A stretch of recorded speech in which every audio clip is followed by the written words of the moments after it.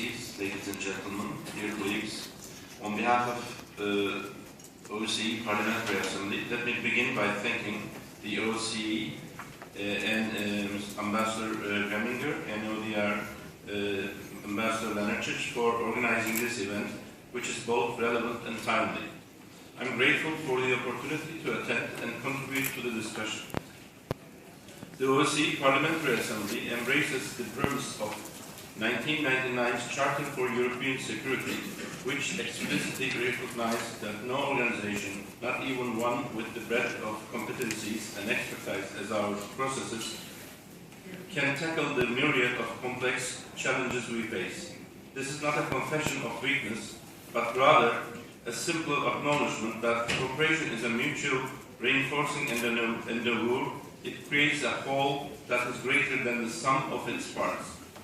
It is in this spirit that the Parliamentary Assembly has sought to establish and cultivate partnerships with regional organizations, namely the Interparliamentary Union, European Parliament, NATO Parliamentary Assembly, the Commonwealth of Independent States Parliamentary Assembly, and especially the Parliamentary Assembly of the Council of Europe, whose distinct strengths complement our own and act as force multipliers in our joint activities, and who have been given observer status in our rules of procedure.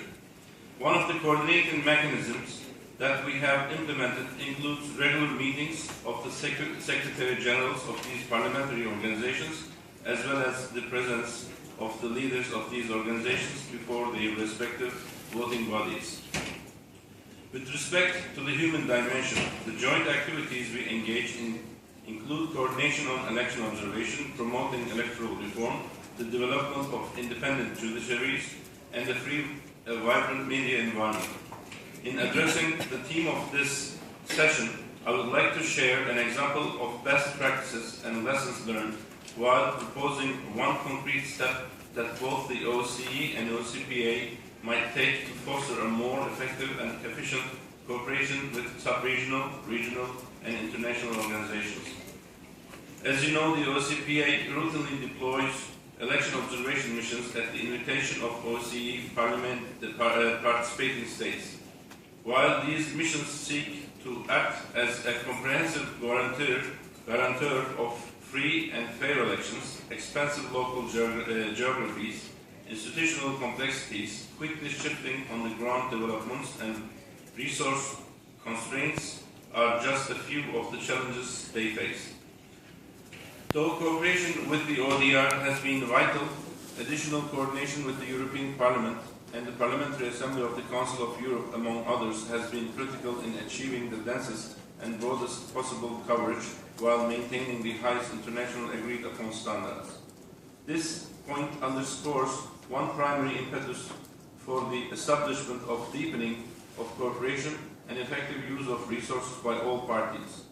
In the absence of such joint efforts, resources, both human and monetary, would either be spread too thin or neglect elements of the mission and thus risk the compromising of our objectives.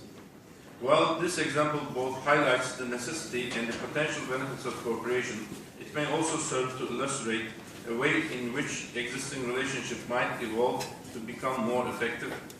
Existing cooperative efforts to the OSCEPA with the aforementioned organizations is largely sectoral and often based on personal contacts between individuals. Its impact could therefore be boosted by a deepened operational integration. This characterization is even more applicable to the OSCE's executive side. While the status quo has been effective, its risk disintegration should personal change and is thus not the most preferable of arrangements. Instead, permanent channels of communication should be opened and cooperation institutionalized, leveraging existing network capabilities into a more tangible and routinized relationship. For the OSCE's interactions with the UN, EU, and NATO, I will quote the OSCEPA's 2005 Washington Colloquium, which suggested that liaison offices could be opened in Brussels and New York City. Carefully selected liaison personnel would have been multiplier effects on networking, working contacts, and on guaranteeing prime access to strategic thinking and planned operations from other organizations.